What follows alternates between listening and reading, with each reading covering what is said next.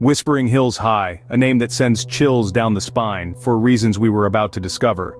This was no ordinary school but a place shrouded in mystery, where strange rumors swirled like fallen leaves on a blustery autumn afternoon. Gloom hung in the air, a tangible veil of unease that clung to the hallowed halls and eerie classrooms.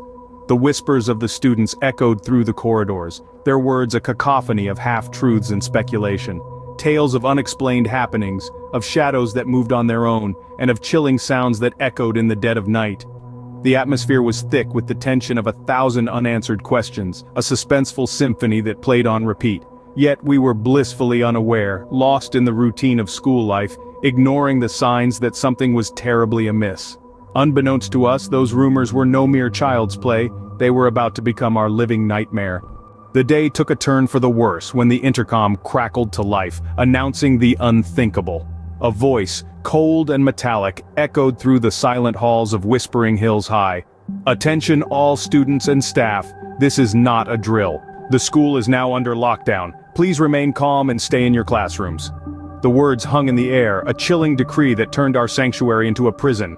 The icy grip of fear seized us all, the reality of our predicament slowly sinking in. We were trapped, with no knowledge of what was happening beyond our classroom walls. The whispers of panic began to circulate, filling the room with an anxious hum.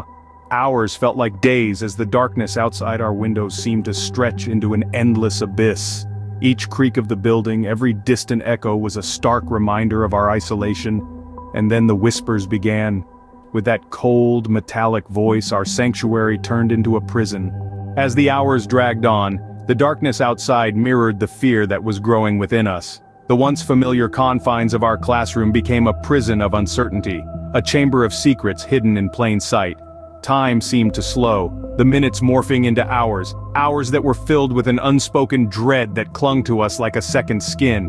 The whispers started as mere rustlings, whispers that one might mistake for the wind, but they grew, steadily, persistently, into an inaudible symphony of terror. They were like ghostly tendrils, weaving their way into our minds, planting seeds of fear that bloomed into monstrous realities. The darkness outside seemed to seep in, swallowing the weak light of our classroom, casting long, menacing shadows that danced and swirled around us. In the heart of this unending darkness, we realized we were not alone. Something lurked in the shadows of Whispering Hills High, something dark, something hungry. Desperation clawed at us as the whispers grew louder, more insistent. The once familiar corridors of Whispering Hills High took on an ominous quality, every shadow seeming to hide unspeakable terrors.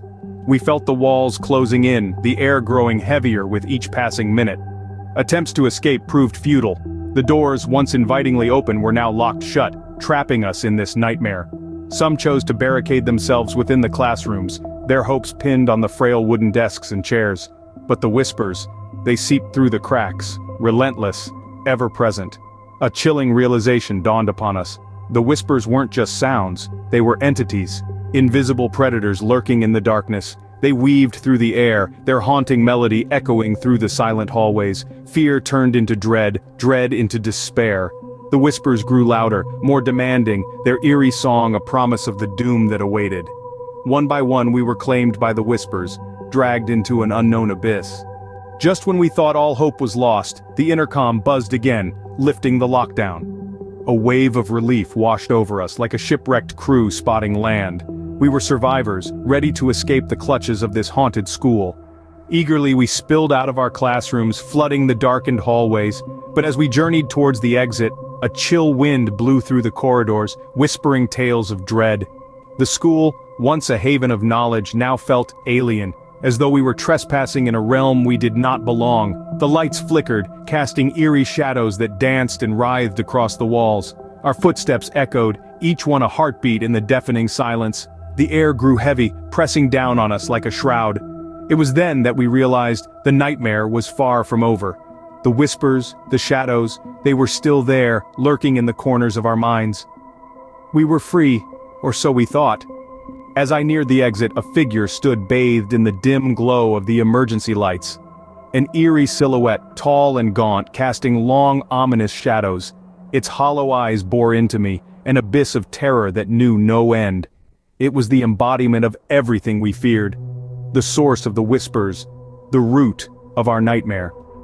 The hallway, once a sanctuary of youthful laughter and camaraderie, was now a stage for the macabre. The figure reached out, a ghostly hand extended in a chilling invitation. Every instinct screamed to run, but my feet were rooted to the spot, held captive by the spectacle of horror before me. In that moment, the true terror of Whispering Hills High became a chilling reality. The sinister whispers, the unending darkness, the desperate measures, the false relief, it all led to this horrifying revelation. The figure was no figment of our imagination. It was real. In Whispering Hills High, we were never alone. A sudden panicked voice cut through the typical chatter of the school day. "Hard lockdown, everyone into hard lockdown formation immediately!" The words hung in the air, a stark contrast to the usual humdrum of lessons. Confusion rippled through the corridors, a wave of uncertainty washing over the students. The announcement was not unexpected. Drills were routine after all. But the tremor in the assistant principal's voice was new, injecting a chilling sense of dread into the hearts of even the most stoic among us. The classrooms filled with hushed whispers, swirling with questions that no one could answer. Fear, like an unwanted guest, crept into the room, its presence palpable. The minutes ticked by, each one dragging longer than the last, amplifying the unease that clung to us.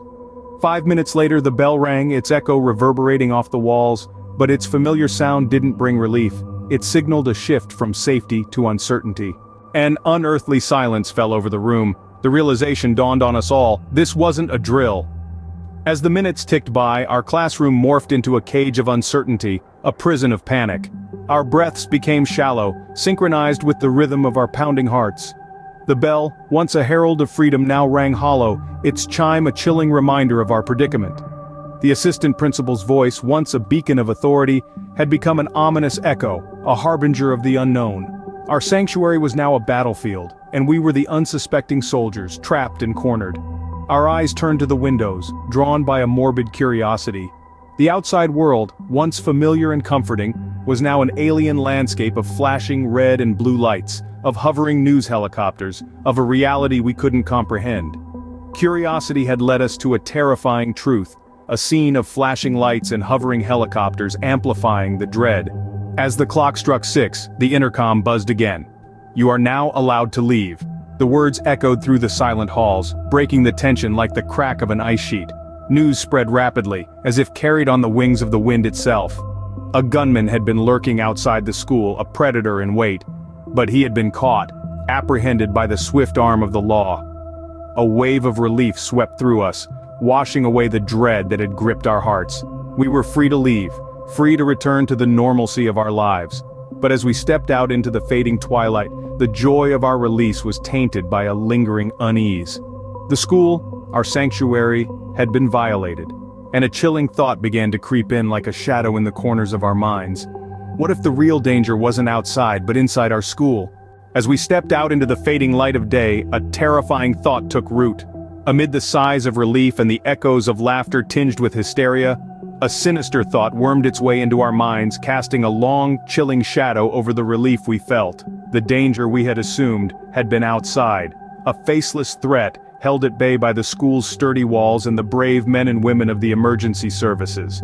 But what if we were wrong? What if the real danger had been lurking within the very walls that were supposed to protect us? The school, once a symbol of safety and education, now seemed to hold a different meaning. Its once welcoming facade now seemed to leer at us, its windows like hollow eyes hiding untold horrors. The hallways, once filled with the echoes of laughter and learning, now seemed to whisper with the echoes of our fear. The classrooms that had held us captive now seemed like potential traps, each corner a potential hiding place for something unimaginable. The thought of returning there, of walking those halls and sitting in those classrooms, filled us with a sense of dread that was almost palpable. As we parted ways, each student carrying their own version of this new, terrifying reality, we couldn't help but look back. Back at the school that had been our sanctuary, now transformed into a potential house of horrors. The thought of what could be lurking in the shadows, of what could be hiding in plain sight, was more terrifying than any gunman outside the school walls. The nightmare, it seemed, was far from over. It had only just begun. Each creak of a door, each rustle of paper, each innocent shadow, would now be a reminder of the terror that might be lurking just out of sight.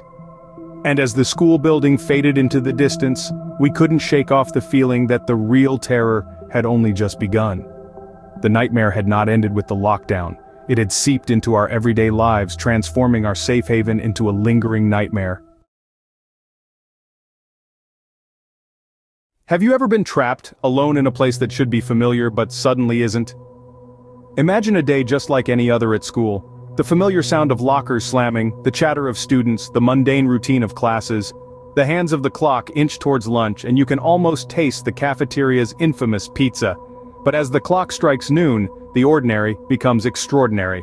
Then, without warning, the loudspeakers crackled to life, announcing a school-wide lockdown. The silence that followed the announcement was deafening. It was as if time had frozen, each tick of the clock echoing through the deserted hallways.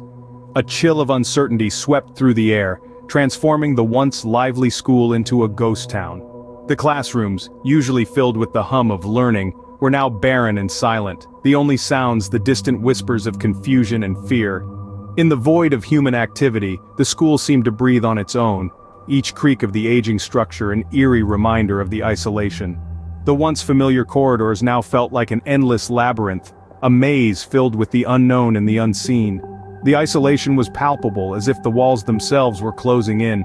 The scent of chalk and old textbooks was replaced by an unsettling stillness, a silence that seemed to seep into every nook and cranny, amplifying the creeping dread that something wasn't right. As the minutes turned into hours, the school took on a life of its own. There's something deeply unsettling about a school devoid of its usual hustle and bustle. The once teeming corridors now lay silent as a tomb, yet filled with an air of palpable dread. The absence of human life was eerily conspicuous, but the school was not empty. Far from it. Within this unsettling silence, peculiar sounds began to echo. Strange, inexplicable noises that seemed to defy logic. Whispers seemed to float through the air, a soft and indistinct chatter that seemed to come from nowhere yet everywhere at once. The whispers grew in intensity, an eerie symphony of unseen voices that seemed to be carried on the wind. Then, the footsteps began. At first they were faint, almost imperceptible, but with each passing moment they grew louder, more pronounced. They echoed through the abandoned hallways, a phantom presence that seemed to be drawing nearer with each step. A chill ran down the spine of the lone student. Their heart pounded in their chest as fear gripped them, their mind racing with terrifying possibilities. Were they going mad, or was there truly something sinister lurking in the school, an unseen terror that was now making its presence known? The student could not shake the feeling of being watched, of being pursued. They could feel it, a looming presence, a spectral predator silently stalking its prey. The eerie whispers and phantom footsteps were becoming louder, closer. Fear has a way of distorting reality. It twists the ordinary into the grotesque, the mundane into the menacing. But there are times when fear merely unveils a horrifying truth, one that had been lurking in the shadows all along. This was one of those times. Our protagonist, the lone student trapped in the lockdown, stumbled upon something that sent a chill down their spine. It was a discovery that was as chilling as it was enlightening. It was a sight that confirmed their deepest, darkest fears. Yet it was something that could not be fully grasped or understood, something that defied explanation. Was it a sign, a symbol, a message left behind by the unseen terror? Or was it a mere manifestation of the fear that had taken hold of their mind? The student could not say. But one thing was certain, it was real, it was there. In the shadowy corner of the deserted classroom lay the undeniable proof. Sometimes the most terrifying things are those left unexplained. It's the absence of clear answers that amplifies our fear, isn't it? The lockdown ended as abruptly as it began, leaving an eerie silence in its wake. The once bustling hallways were now shrouded in an unsettling stillness. The student who was once desperate for the lockdown to end now found himself wishing it hadn't. The dread of the unknown was all-consuming. The questions that had been circling his mind during the lockdown now echoed louder than ever. What was the cause of the lockdown? Was it just a drill, or was there something more sinister at play? His questions remained unanswered, the answers lost in the shadows of the unknown, leaving him and us, the observers, in the throes of suspense. As the lockdown lifted and the school returned to its usual clamor, the chilling mystery was left to hang in the air. But what was it? Well, that's a story for another time.